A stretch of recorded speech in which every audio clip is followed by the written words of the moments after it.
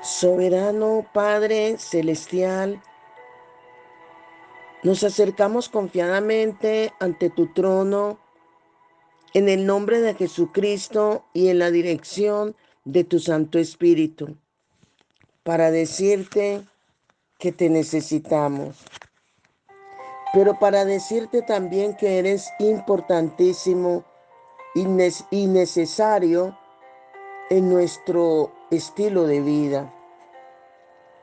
Ayúdanos a vivir con un corazón dispuesto, pero más que dispuesto, arrepentido, que en cada instante, en cada momento, bajo la dirección de tu Espíritu Santo, podamos mirar hacia adentro para enmendar faltas, para reconocer que necesitamos de tu perdón, necesitamos de tu misericordia, porque solo tú eres indispensable en nuestro diario vivir. Ayúdanos a tomar tu palabra como maná, como alimento que realmente sabemos que nos corrige tu palabra, que nos nutre y que nos permite el crecimiento hasta llegar a la estatura de tu Hijo amado Jesucristo. Muchas gracias por la oportunidad de vida que nos das al amanecer. Gracias por la vida. Gracias por la salud. Gracias porque estás interesado en que vivamos conforme a tus principios para adquirir y tener lo que nos has prometido, vida eterna. Amén, Señor, y amén. Reciban un cordial saludo, amigos, ministros y hermanos en Cristo Jesús. La senda secreta hacia su presencia es el tema a desarrollar. Y comienzo leyendo Éxodo capítulo 33, versículo 17, 18 y 20. Y Jehová dijo a Moisés: también haré esto que has dicho, por cuanto has hallado gracia en mis ojos y te he conocido por tu nombre. Él entonces dijo: te ruego que me muestres tu gloria. Dijo más Dios: no podrás ver mi rostro, porque no me verá hombre y vivirá. Cuando Moisés le pidió a Dios que le mostrara su gloria, el Señor le advirtió que ningún hombre puede verlo y permanecer vivo. Este es un hecho cierto aún en el Nuevo Testamento. Solo los muertos pueden ver a Dios. Hay una relación entre su gloria y nuestra muerte.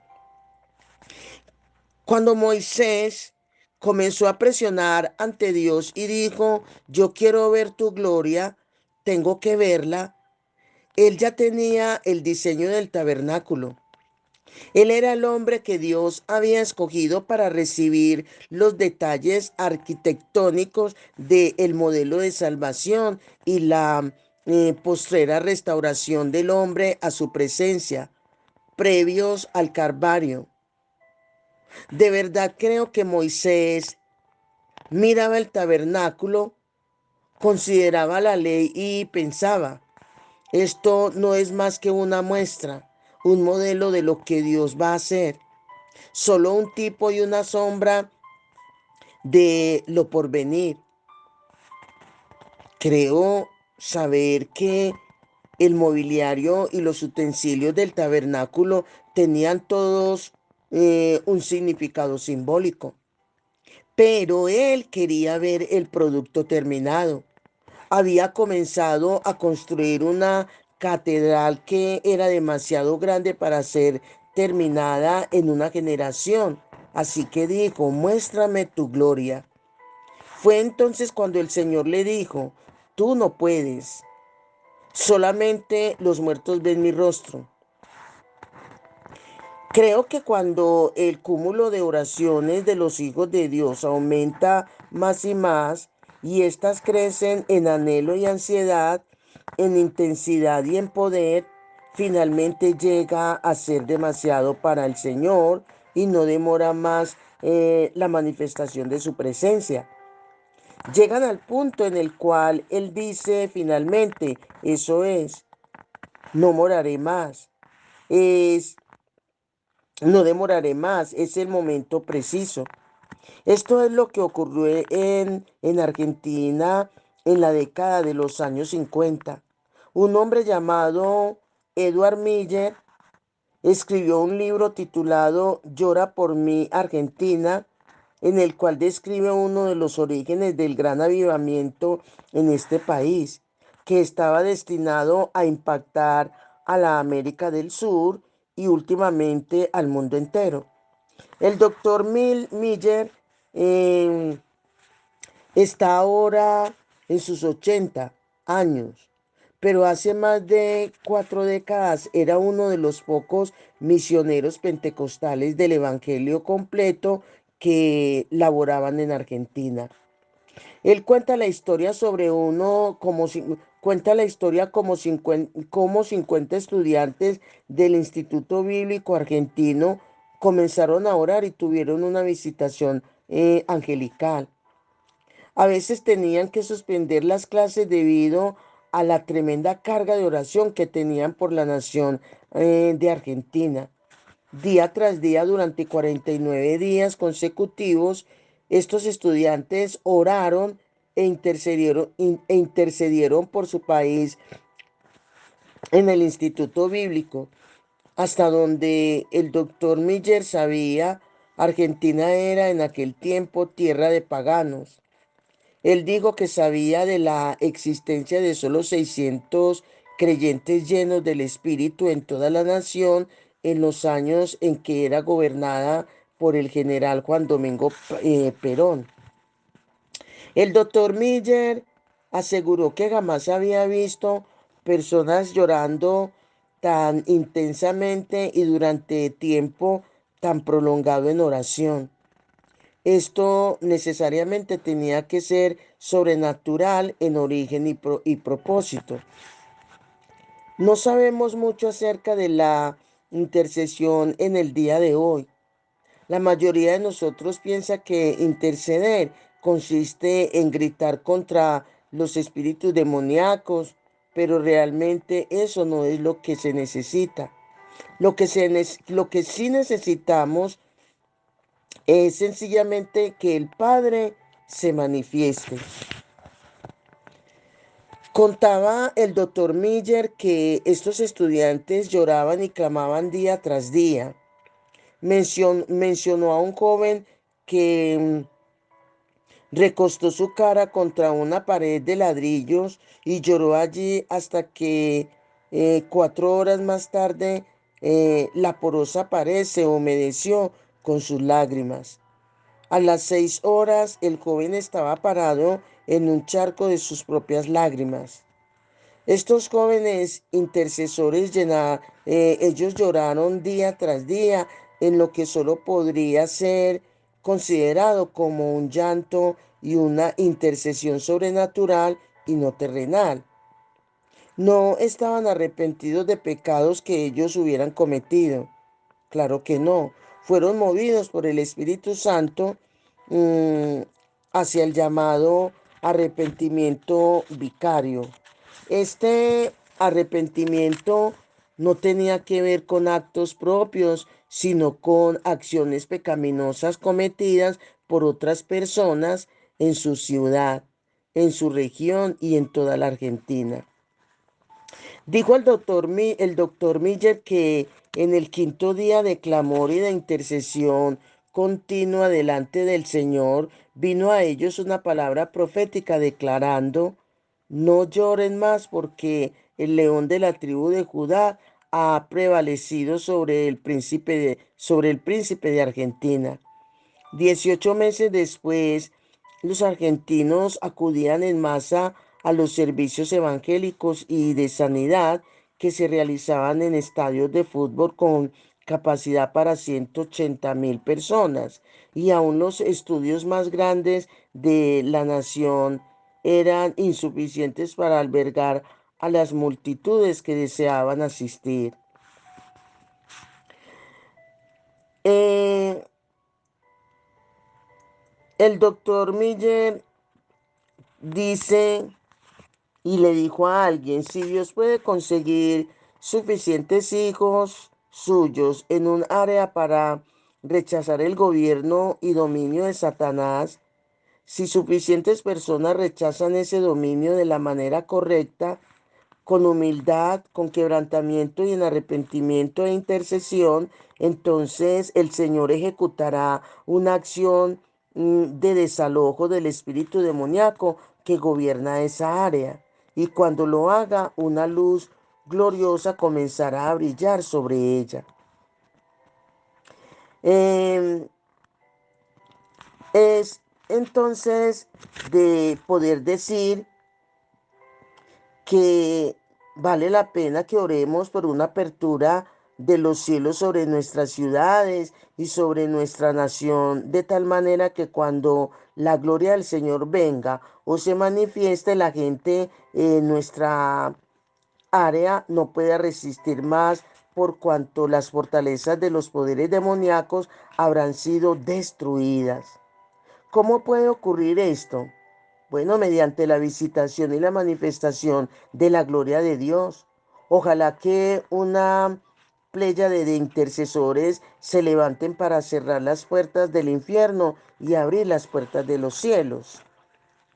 Uno de nuestros problemas es que siempre que logramos buenos servicios de adoración o sentimos que un avivamiento ha llegado, tenemos la tendencia de acampar en ese lugar y nos desviamos de nuestra búsqueda de Dios para poder danzar alrededor de las zarzas ardientes.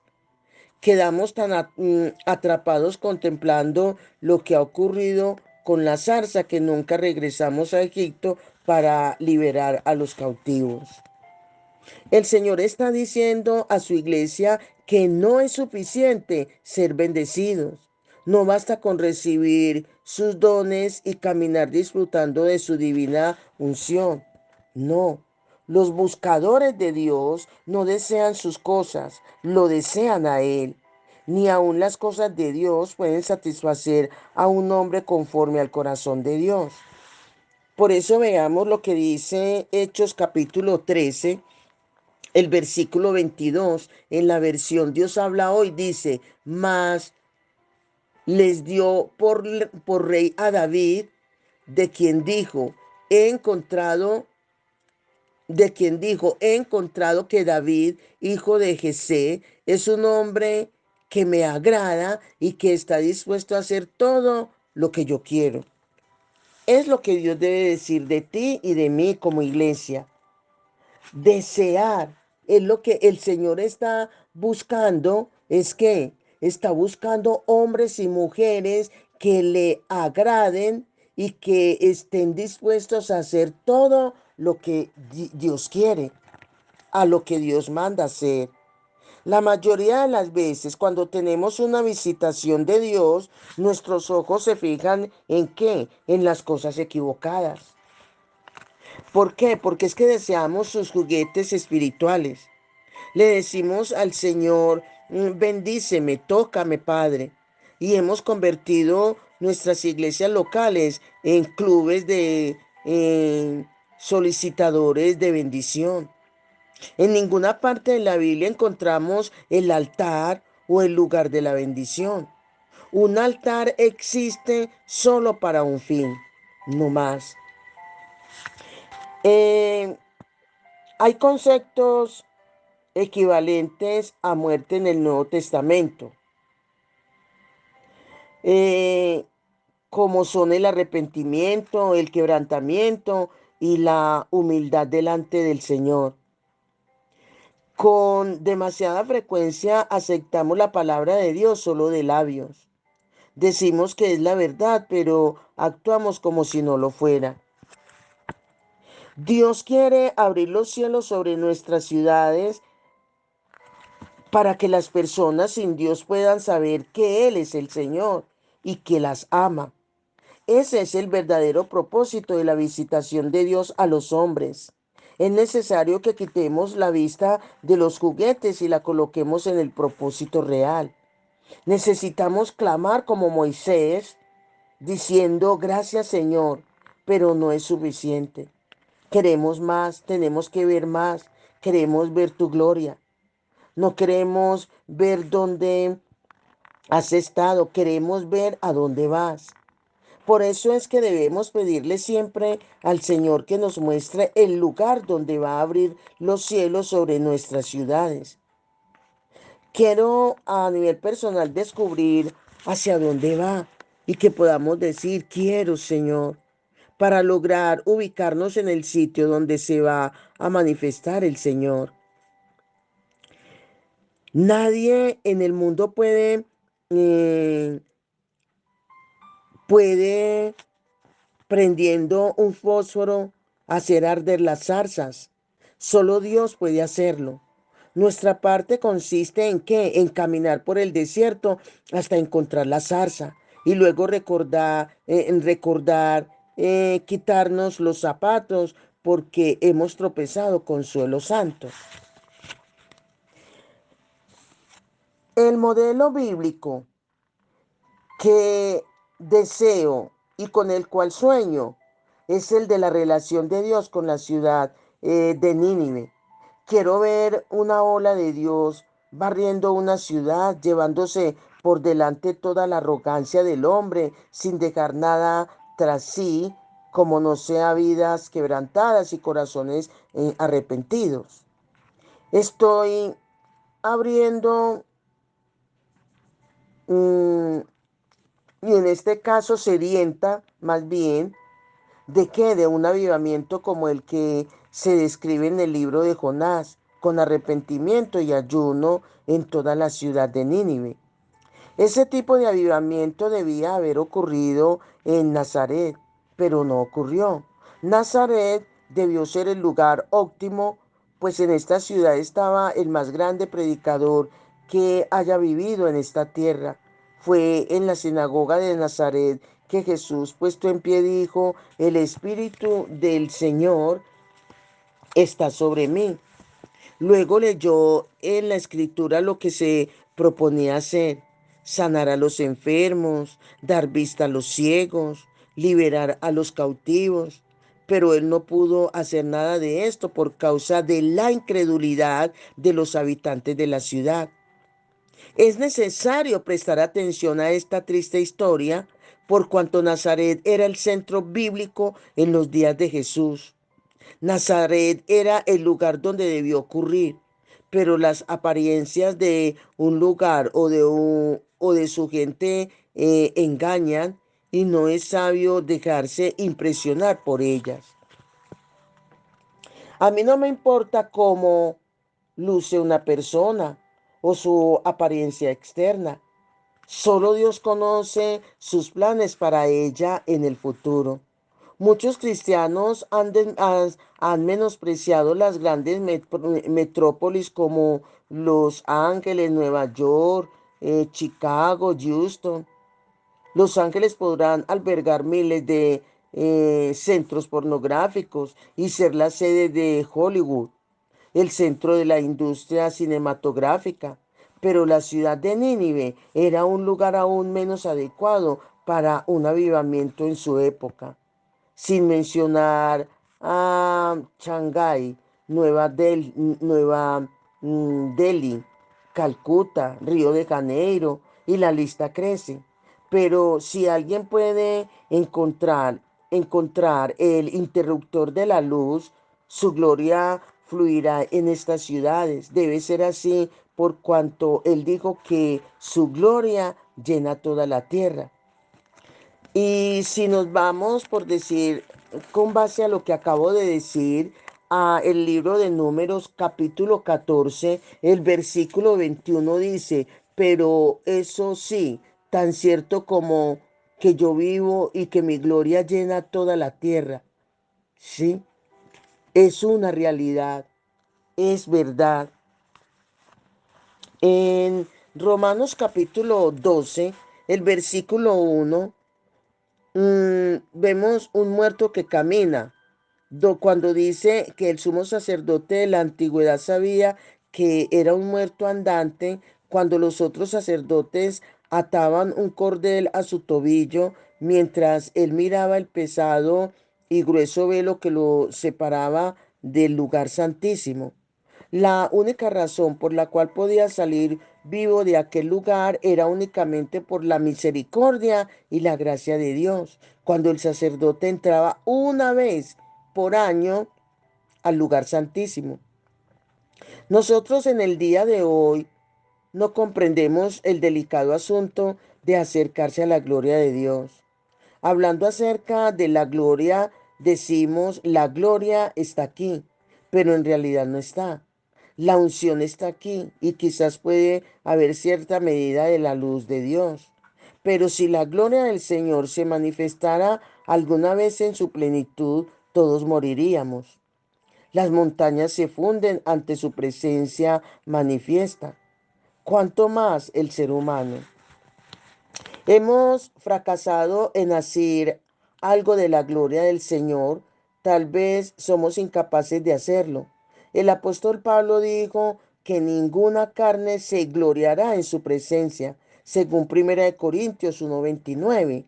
Si existe alguna expresión de la carne presente cuando la gloria de Dios se manifieste, tendrá que morir porque nada puede vivir ante esa presencia, solamente los muertos pueden ver su faz. Una vez que al año el sumo sacerdote del pueblo de Israel salía de su casa con su corazón oprimido y decía a su familia, yo no sé si regresaré, no estoy seguro, pero pienso que he hecho todas las cosas que debía hacer. ¿Está mi efod en orden? Los judíos eran tan precavidos en cuanto a evitar la profanación que al sumo sacerdote no se le permitía aún dormir la noche anterior a su entrada tras el velo. Los demás sacerdotes lo mantenían despierto leyéndole la ley para que no pudiera profanarse accidentalmente a sí mismo con un sueño impuro durante la noche. En forma alegórica, cuando por fin el momento de la verdad llegaba, el sumo sacerdote metía con cuidado su dedo en la sangre tibia del macho cabrío o del cordero sacrificial y la untaba en los lóbulos de sus orejas. Luego aplicaba más sangre a los pulgares de sus manos y sus pies. ¿Por qué hacían esto? Simbólicamente, él tomaba la apariencia de un muerto para poder acercarse a la gloria de Dios y permanecer vivo. Una vez que la sangre de la muerte era aplicada en la cabeza y en los pies, el sacerdote respiraba profundo y daba una última mirada al mundo de los mortales. Revisaba el cordel atado a su tobillo y alcanzaba el incensario. Este tazón o recipiente conectado a una cadena tenía en el fondo tizones encendidos. El sacerdote tomaba un puñado de incienso santo y lo dejaba caer sobre los tizones, lo cual creaba una nube gruesa y creciente de humo con olor fragante. Después acercaba el incensario debajo del velo y lo mecía hasta que el humo llenaba completamente el lugar santísimo. Luego levantaba con suavidad el borde de la parte inferior del pesado velo y entraba gateando al interior, con temor y temblor, con la ansiosa esperanza de poder regresar vivo. Las rodillas son mejores que los pies para entrar al lugar santísimo. Y de igual manera, los sacerdotes del Antiguo Testamento sabían algo que nosotros no sabemos. El humo encubridor era la última barrera de seguridad del sistema de autoprotección para el sacerdote, que lo protegía ¿de qué? De la consumidora santidad de Dios Todopoderoso. Los sacerdotes del antiguo pacto sabían algo que nosotros necesitamos redescubrir el día de hoy. Ellos sabían que Dios es santo y que el ser humano no lo es. Sabían que la carne viviente muere instantáneamente si se encuentra al descubierto con la gloria de Dios. Por eso, cuando traspasaban el velo, era necesario suficiente humo en el recinto para esconder todas las cosas de su vista, aunque siguiera todas las instrucciones, se cubriera a sí mismo con la sangre y leyera las escrituras durante la noche anterior. Sabían si la nube era lo suficientemente espesa, si no veían nada en el interior. El sacerdote tenía que realizar todas sus tareas, incluido el rociamiento de la sangre, sin el sentido de la vista. La nube encubridora era una señal que le aseguraba una posibilidad de ver la luz del día otra vez. En el capítulo 16 de Levítico habla sobre el día del perdón. Yo creo que la nube de incienso era necesaria no solo para evitar que el sacerdote viera la gloria de Dios. La otra razón era que si el lugar santísimo no se llenaba de humo, entonces la gloria de Dios vería, así fuera en forma limitada, la carne viviente. Hay un notable pasaje de la escritura en Apocalipsis que dice, cuando abrió el séptimo sello, se hizo silencio en el cielo como por media hora. Apocalipsis 8:1. ¿Por qué los ángeles celestiales guardaron asombrados silencio durante 30 minutos? El contexto de los capítulos anteriores muestra la aparición de los santos en formación, ataviados con vestidos blancos, ante la presencia de Dios mismo.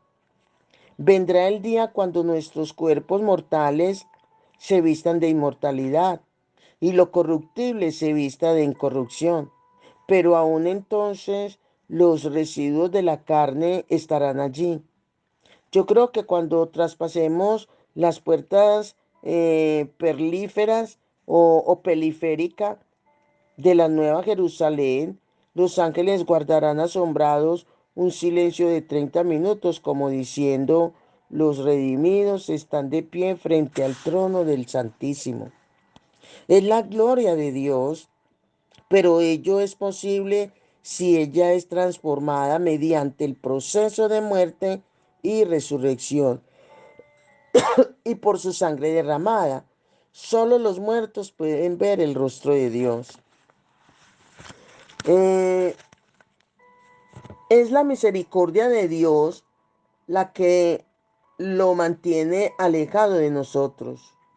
Generación tras generación, los cristianos han elevado inauditas oraciones y han golpeado los altares diciendo, Señor, acércate, Señor, ven más cerca. Creo que Él no nos ha respondido, pero su respuesta ha sido en dos sentidos. De un lado, de un lado nos llama y nos dice, ven acá, acércate tú y yo me acercaré porque yo quiero estar más cercano. Y del otro lado levanta su mano en advertencia diciéndonos, ten cuidado, si te vas a acercar más, asegúrate de que tu carnalidad esté muerta. Si de veras quieres conocerme, todo en ti debe morir. Ese morir tiene que ver con renunciar a lo nuestro, porque se convertía a Dios en espectador de la muerte.